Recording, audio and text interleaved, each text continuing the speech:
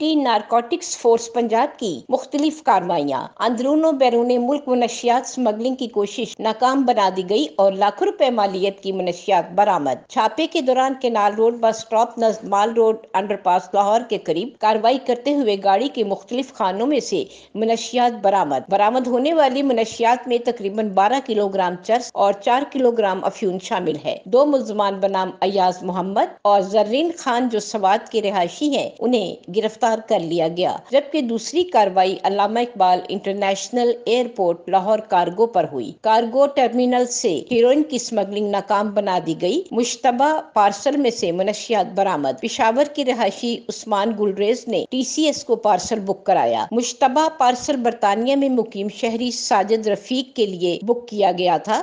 منشیات کو بڑی مہارت کے ساتھ پردوں میں چھپایا گیا تھا۔ راحت افزا، صدائے لاہور نیوز، لاہور۔